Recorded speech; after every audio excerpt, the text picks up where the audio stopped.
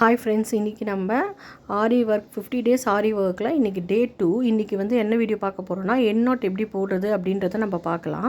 நம்ம நேற்று வீடியோவில் என்ன பார்த்தோம் அப்படின்னா செயின் ஸ்டிச் எப்படி போடுறது அப்படின்றத பார்த்தோம்.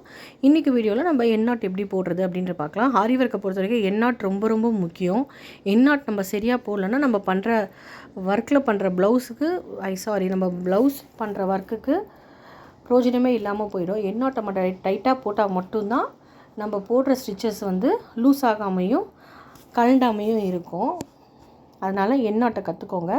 ப்ராக்டிஸ் பண்ணும் போது எப்பயுமே ஜரி த்ரெட்டில் ப்ராக்டிஸ் பண்ணுங்கள், சில்க் த்ரெட்டில் ப்ராக்டிஸ் பண்ணாதீங்க. இப்போது நான் இன்சர்ட் பண்ணி த்ரெட்டை மேலே இழுத்துட்டேன். கொஞ்சம் பெருசாக இழுத்துக்கோங்க, ரொம்ப பெருசாக இருக்காதீங்க. பக்கத்துலேயே நான் என்ன பண்ணுறேன், திரும்பி இன்சர்ட் பண்ணி கீழே ரொட்டேட் பண்ணி திரும்பி ஒரு த்ரெட் இழுக்கிறேன். இழுக்கும்போது என்ன ஆகுதுன்னா, ஃபஸ்ட்டு இழுத்த த்ரெட்டை நம்ம கீழே கொஞ்சம் இழுத்துக்கிறோம். திரும்பி செகண்ட் இழுத்துருக்கோம் தெரியுமா, அந்த த்ரெட்டு வழியாக நீடில் இன்சர்ட் பண்ணி ஃபஸ்ட்டில் இருக்க த்ரெட்டை நம்ம வந்து பிடிச்சிக்கிட்டு கீழே லெஃப்ட் சைடில் நம்ம சில்க் த்ரெட் ஹோல்ட் பண்ணியிருக்கோம்ல, அதை வந்து நம்ம என்ன பண்ணணும்னா கீழேவா இழுக்கணும். இழுக்கும்போது என்ன ஆகிடும்னா 2 த்ரெட்டும் லாக் ஆகிடும். லாக் ஆகும்போது என்ன ஆகிடும்னா ஃபேப்ரிக்கில் நம்மளுக்கு நாட்டு விழுந்துடும். அப்போ நம்ம கீழே இழுக்கும் போதும் அந்த த்ரெட் என்ன ஆகாது, லூஸ் ஆகாமல் இருக்கும். அப்போ நம்ம செகண்டில் இருக்க இப்போ நான் செகண்ட் திரும்பி போடுறேன், அது எப்படி இருக்குன்னு பாருங்கள். இப்போ பாருங்கள், நல்லா பாருங்கள். இன்சர்ட் பண்ணி பெருசாக எடுத்துக்கிறேன்.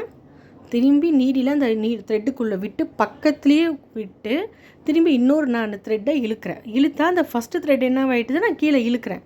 திரும்பி ஃபஸ்ட் த்ரெட்டை வந்து நீடில் ஹோல்ட் பண்ணிவிட்டு கீழே த்ரெட்டை இழுத்த பிறகு அது லாக் ஆகிடுது. அவ்வளோதான். தேங்க்ஸ் ஃபார் வாட்சிங். நெக்ஸ்ட் வீடியோவில் சில்க் த்ரெட்டில் எப்படி போடுறதுன்னு பார்க்கலாம்.